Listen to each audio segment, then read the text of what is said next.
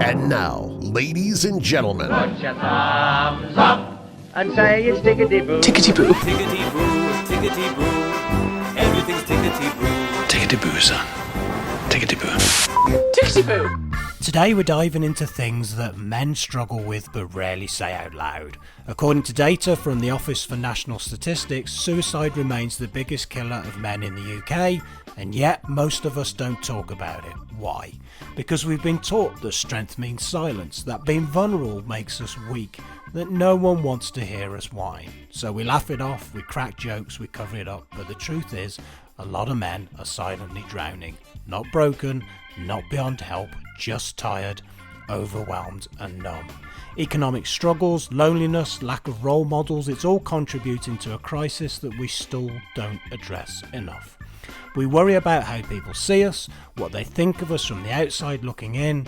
We show the edited version, the highlight reel, but the truth is behind of a lot of men's smiles is silence. And that's why we're here to break that down today.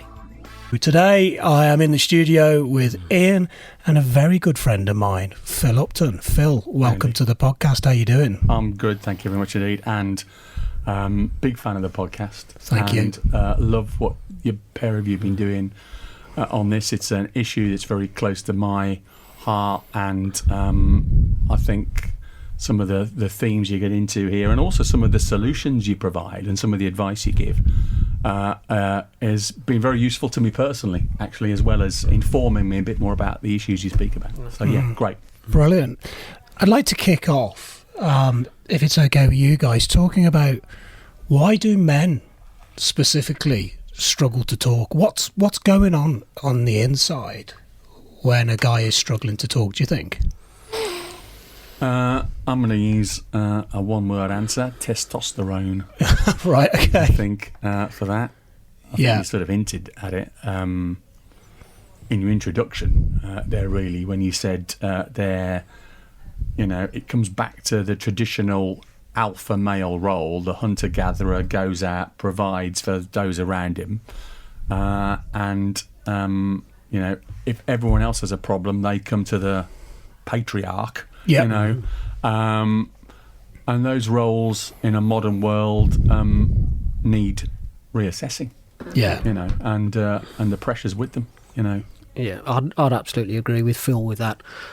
We, as men, what we tend to do is pigeonhole ourselves as protector and provider. Yeah. And sometimes, especially when you've got sort of these phrases such as strong and silent, it closes us into that thing where we feel that whether it's pride or testosterone, whatever it is, we just feel we can't open up.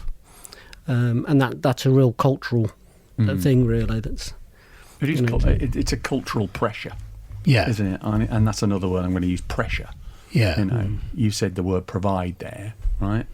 But it is, if there's a problem in the family, you'll tend to go to the eldest male in the family,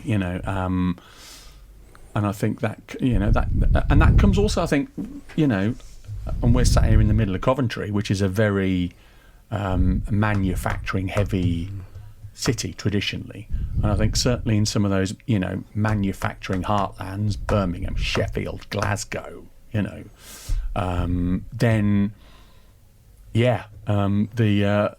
the bloke would go out and get the hands dirty, while mum at home made the dinner, and that whilst being very perfect from the outside, does not even begin to scratch the surface of sometimes what's going on underneath. Yeah, do you think a lot of the stuff that we struggle with as guys, is it stuff we would have been comfortable talking to our dads about, do you think? Well, on a superficial level, absolutely. And I would love for my boys to come to me. But I think the reality is your dad is probably the one person that you most want to seem strong in front of. Yeah. So you might not really want to open up and sort of be perceived to be weak, which is a big thing. What do you think? Yeah. There's no way I could have gone to my dad. Same. And I had a father and a stepfather, and these kind of conversations just never took place. And I know for a fact that both those men had their issues Yeah. in their life. My stepfather fought in the war and had some issues with trauma and post-traumatic issues, fighting in Burma, to the point where actually he couldn't eat spicy food, or even the smell of that would take him back to that. Right. Never spoke about, never dealt with. You just knew you couldn't eat that food and you couldn't cook that food. Okay, because you know. Conversely, my father was from India, you know, so but I'd come from a part of what actually in 1947, after the partition, became Pakistan, and hadn't had much of an education.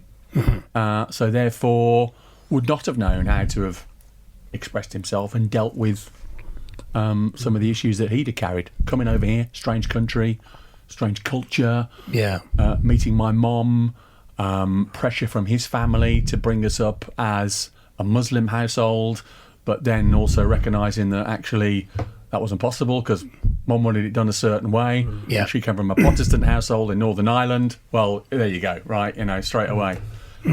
There's a whole kettle of fish. But so yes, those two men certainly never spoke of their issues. I was never encouraged to speak of that.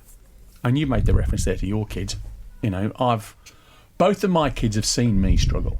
So both of my kids have seen me really low and rock bottom. And therefore, when they want to talk, they know they can come to their dad because the dad's been there. Yeah. You know? And my son especially, who's had some counselling, right?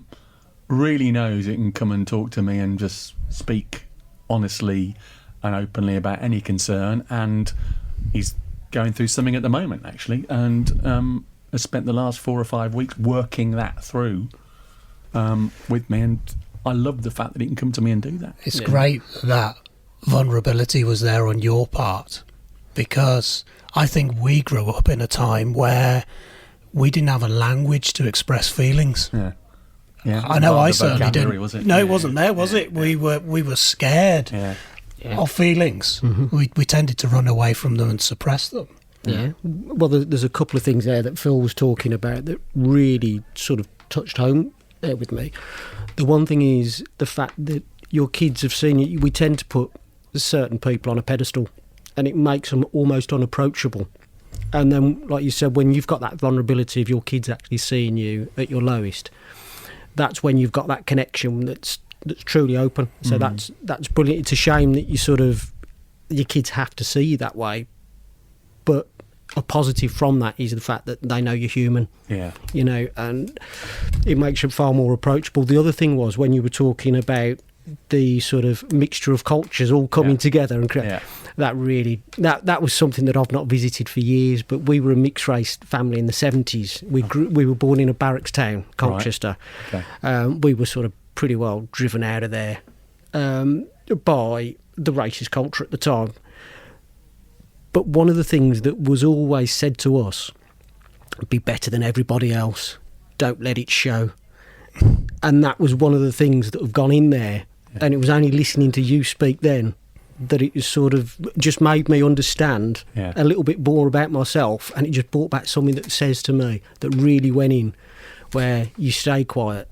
You know, it's almost like be British, the stiff up lip, stiff upper lip, kind of thing. Mm. But you know what? That was probably great advice at the time. You know, don't. And my mum was the same about. You know, as a kid at school, I was the only non-white kid in a school in the middle of Longbridge in Birmingham, 5 miles from the Rover plant, and every drive had a mini metro in. You know, at that time in the early 1980s, and so I took a fair amount of stick at school and got kicked around the playground and called all kinds of things.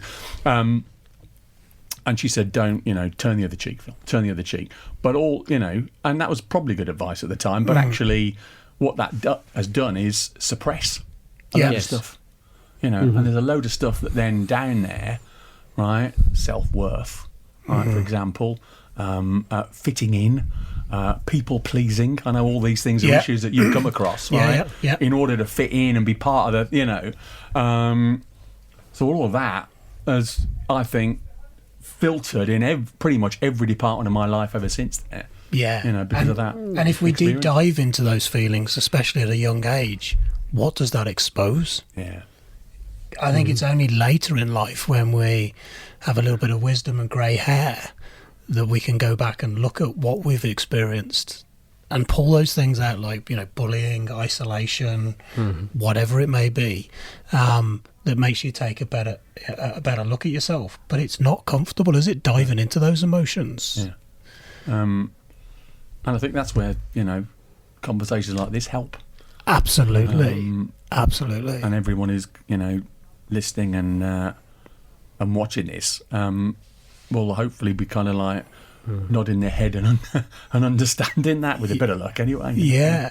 If we can bring it a bit closer to home with you, Phil, when was it in your life when you realised something wasn't right? My first marriage broke up in 2011. And up until that point, I had sailed through life. So, I'm in my early 40s, and literally every major junction you come through at life, I'd kind of flown through. So whether that was, meeting the right girl, getting your first house, career progression,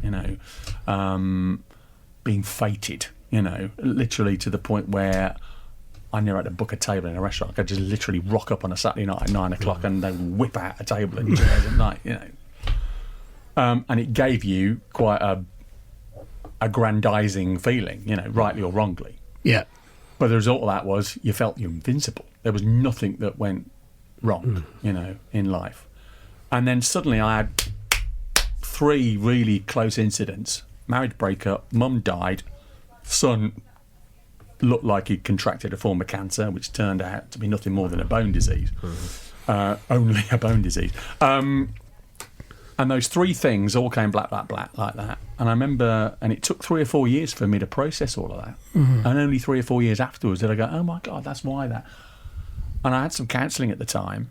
And the best way it was described to me at the time was, yes, Phil, you've gone through life, green lights, green lights, green lights. And now suddenly you've hit a red light and a red light and a red light. Yeah. And now you're approaching every junction like that because nothing in your life has equipped you, right, for the red lights, okay? You've had no setbacks. So therefore, you've got no resilience. Yeah. Now suddenly you've hit that and that and that, and you are on the floor. Yeah. And coming back from that, and I had to make several career decisions and I had to step away a little bit from the higher end of the BBC food chain and just try and take some of that pressure off myself. So that's when I began to understand, oh, hang on a minute. Okay, I've got all these assorted other feelings that have never come to the fore before, because up until that point, it's all been roses and smiles, Yeah. Yeah. Yeah. But hindsight's a wonderful thing. But if you look back to that chapter now, can you see the mistakes that you made when the feelings and the things started to come through? Yeah. That's hard, actually. It's a good question. Yeah. Because I think, for what you were saying, Ian, about as guys, we bury that and we don't speak about that. My marriage broke up, largely because I didn't express some of the things that were going on in my head at the time. I was starting to have self-doubt about my career. I was starting to have self-doubt about my presentation and my style and what it was I was now doing. All of a sudden, the narrative in your head just become negative, and it was almost as if the voice in your head had turned against you. Okay, and I think, and I wasn't able to then really speak about that, and through absolutely no fault of my wife's at all, and I started to recede. And all the things you now look for and know are warning signs, like sort of living your life out of one room, and there's your telly, there's your laptop, there's your work, you can, eat your meals like that. And those are the sort of things, it's sort of as you take yourself out of, in my case, public life. So turning down invites to things, not going to the opening of the next restaurant, bar, what have you, because now suddenly I'm going to be in an atmosphere where everyone's going, hey, everything's great, how are you? Da da da. I'm like, everything's not actually. So was it you know. almost like the mask that you were putting on? Because obviously at that time, you know, you're very much public facing in your career. Keeping that mask on and going out and doing things became... Well, and also you've got to think about the style of broadcasting then, right? So I was on a, you know, an all-hits, shiny, smiley radio station, right, in Birmingham, where everything was always, it's great, the sun's out and it's a Wednesday and the weekend's going to be amazing and da-da-da, it's a great track from... And actually, you know, it's not how you're feeling. So now you've got this mask on and then you're out, you're playing clubs and then you're DJing and everyone's out having a good time and you're not, you know, you're stood there, you're the sober one in the room looking around at everybody. Yeah. And then, and one, you know, one of the reasons why I sort of transitioned to sort of speech radio was the ability to have, just express myself to my audience. Conversation. Absolutely. And say, look, you know, I've had these feelings, I've had these experiences, I've had these situations. And if to come back to your original question, if I'd had, you know, knowing what I know now, would I have done differently? Absolutely. Yeah. I think guys, well, people in general, but guys in particular need to hit this point of what I call threshold, where they feel like they literally cannot go another day, another moment.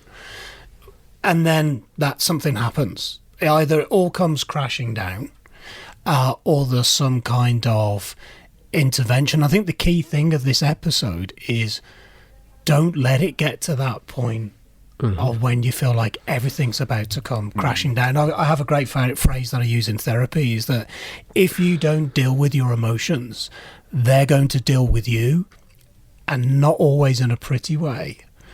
Can you remember the moment where you went, I now need to do something? Because you said like you were isolating, you were withdrawing, you weren't going to the events. When was the moment when you went, something now needs to happen? Can you remember? Because I had, in your words, lost everything at that point. Right. I lost my home, I lost my wife, I lost daily access to my children, which is still, you know, at 23 and 20 now, unacceptable to me that then at the ages of 11 and 7...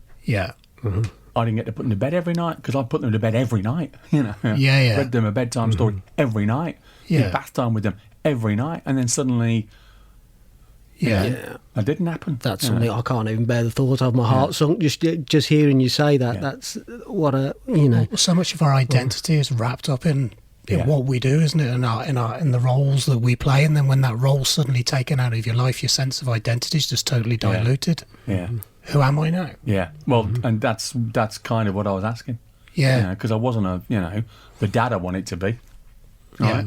By circumstance now, I certainly wasn't the broadcaster I wanted to be. And then I did question everything, and that's when I did think, you aren't going to do this on your own, okay? You are going to need some support, and you're going to need to speak to someone and try and figure out how you get through this fog. And you were in a dark tunnel, you're in a dark place, and I've spoken many times before on air about those thoughts that come with that, and how you process that, and having some help at that time saved my life.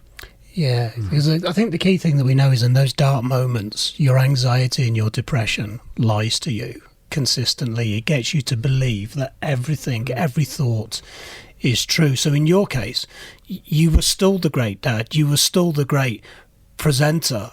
It's just you were unable to believe it in that moment because you couldn't live it, because you felt that emotion at that moment is the emotion. It's never going to change. But we know these moments pass. But I think the thing for men is we try to laugh it off, joke it off. We'll talk about football, we'll talk about cars, we'll laugh and we'll joke. But actually it's getting comfortable with kind of saying, do you know what, I'm not okay. And I can't put into words why I'm not okay. I'm just not okay. And you don't need to say any more than that. If you're a man listening to that, you just say, I'm not all right at the moment. I'm going through some stuff. And if you're a bloke sat over the table going, I can understand that would be difficult. Yeah. You know, rather than cracking a joke or flinging some toxic positivity in at that moment. You know, keep going. Everything will be all right. But I think men do that because we're uncomfortable sitting in somebody else's discomfort, aren't we? Yeah. And I think that's really important. You know, the key takeaway. Yeah, and the other thing is we're not that great at articulating. We don't often understand quite what's going on in our head. We struggle to sort of we're struggling to make sense of it, which is the whole point. We just don't get it. We're looking at the mirror. In the mirror, we don't actually recognise who's looking back at us. Yeah. So trying to find a way to articulate that to somebody else. Especially, you've made me think about something there, because I think a lot of that is also down to, there is a social class element in this as well. If you are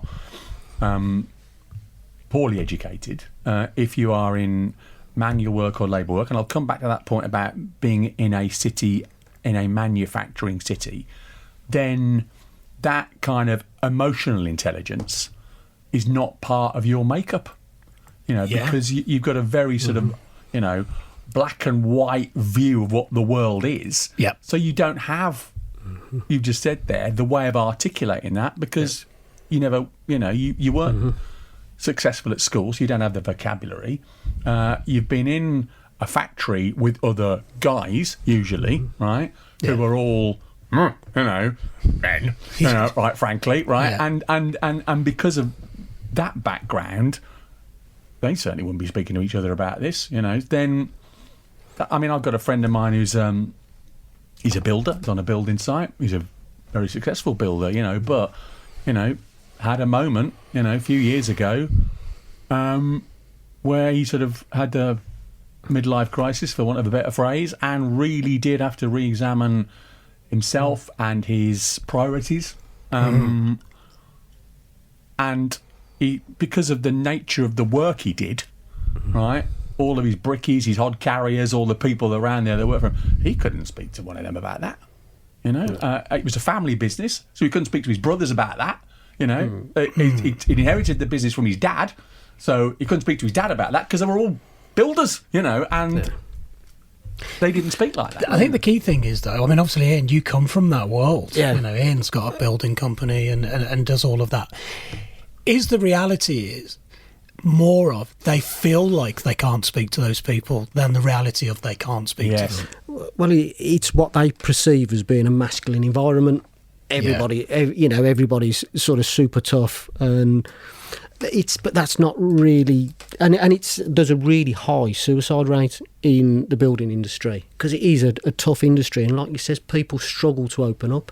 And the other thing that, when I was just listening to you, Phil, when people can't articulate themselves properly, does that lead to toxic masculinity? Where you start to talk with your fists, you start to push your weight round, you start to sort of use an aggressive posture that maybe people with a wider skill set wouldn't use. If you can't articulate what you're going through, a lot of guys will lean into unhealthy coping mechanisms, drink, addiction, violence. And if you can't articulate it, how do you get people to, you feel misunderstood? And part of a lot of the different things that we were talking about with the people, it's the need to be heard. Because a lot of us just feel silent. We feel that our voices aren't heard, and that's part of our frustration that feeds this isolation that follows. I think also the need to be seen. We live in a very disconnected world nowadays, don't we, of Zoom, Teams, online, working from home. Family communities have dissolved over the years. As a kid who grew up in the 70s and 80s, the family would sit down at the table together, the kids would play out in the street, the mothers knew the names of the other kids playing in the street. True. That has just dissolved, hasn't it? So the community cohesion where people looked out for each other and had each other's back. Are you saying that basically we're in a time of more connectivity than ever before, but yes, we're less connected than we've ever been before? It's true. It definitely feeds the issue. That's a really good point. We're more we're more connected than ever before, unless you feel less connected. And I think again, just having a safe space, for a guy, Yes. to feel as though he can express himself is important. Because again, to come back to the theme of the whole episode, why as guys do we not express ourselves very well, is that quite often they don't feel as though they've got a safe space to do that in. If you do it in the pub, you're going to get ridiculed by him, or you'll think you are, don't you? Oh, I'm just going to get a load of grief for this, or I'm going to start to get banter or whatever. So where do I, with all this stuff, where do I go with all of this? And then and you're right, sometimes that if you don't, it starts, you do get angry. That's it. And then, as you say, some of those toxic traits come out. Having somebody, or as you say, a space where you're not scared to be vulnerable, because we don't like to be vulnerable as men. We think it's a sign of weakness, but in reality, unless you're going to put yourself out there, vulnerability is anything where you don't know what the outcome of that conversation or whatever's going to be. So having people that you can actually approach, not knowing what's going to come back at you, that's vulnerability, and that's where you need that safe space and somebody that you can be vulnerable with, because if you do it with the wrong person, you're going to close back down again. So it's 1 step forward and 10 steps back, then, isn't it? Absolutely. And I'm very blessed. I've got certain friends that over time I've found were sort of quite surface level, but then I've got other people when I've been struggling that have been my absolute rock, and they weren't always the people that you thought. But when they embrace you being vulnerable, you get a level of connection that allows you to be totally open. And it's incredible how they can nurture your soul and sort of take some of that pressure and hurt away. Do you think the answer right now is we need more positive role models in society to show us how to be? I mean, at the time of recording this, Gareth Southgate has opened up about quite a lot of things, hasn't he? Yeah. I know that was a great speech. Yeah. And, for a football manager, right? Not a psychologist. Yeah. Not an eminent, academic. A football manager. For a football manager, and I get that with him, and he feels as though, you know what? I have to speak about this because of the game I play and the role I've had, right? I'm not just any old football manager. I'm the England football manager. Yeah.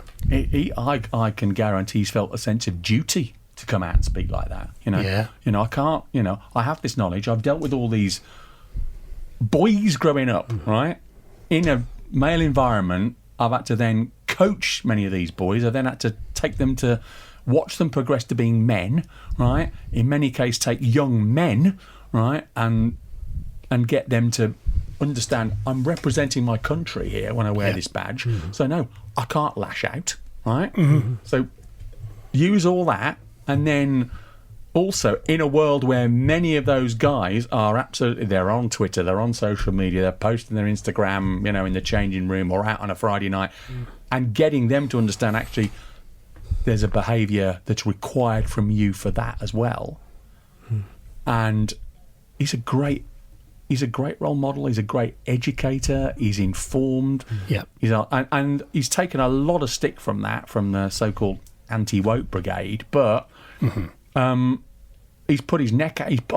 I admire. He's courageous. It's brave, but it's timely and needed. Timely and needed. Very much so. Very, very much. So if you could go back, Phil, to when it all started to unravel to yourself, we could do a Zoom call now with that 40-year-old version of you, where it was all starting to unravel. What would you say to him? Express yourself to your wife, because you've married each other in sickness and in health. Okay. Yeah. And what you're going through now, you don't recognise is part of your health, and you need to say, look, I'm not doing great at the moment, and I'm really sorry if I'm coming up short in these areas, in this area, in this area. I'm trying to mask it by doing this, this, and this. And I think that would have. You don't know, do you? But that may have led to a different outcome. And certainly I think, that has then informed me about relationships since. And I'm much more aware. I'm much more mindful, about how my actions will repeat on those people around me. I'm considerate of that. There's a huge tendency in the job I do, certainly in the role I have within a radio station or a media organisation where, and you see it all the time, it's all about me, right? Okay, it's it's my name on the door, and it's my program, and it's blah blah blah, and actually, it's not, because you've got a team around you. You have to trust, and I have to trust you, and that has also helped me. Yeah. With those relationships, those aren't even what I'd regard. So I've had a collapse of my marriage. I've had the woman I loved and all the rest of it, but I now treat those people more kindly and more considerately because I've gone through that experience and that process. It's opened a whole. It's like I've only used 2/3 of my brain before then. Yeah.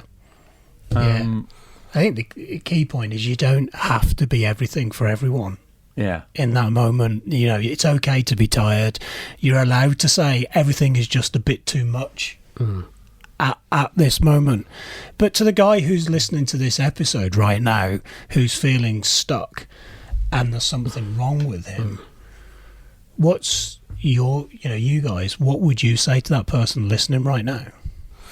Well, I'd probably say, you're saying there's something wrong with him. Is there something wrong with him? He's just struggling to process. But I'm going to sort of bounce off Phil again, because Phil was saying that it was about learning to consider everybody else and help them understand and just be more compassionate to them. I think that's... Compassion's a good word, actually. Yes. It's a great word, yeah.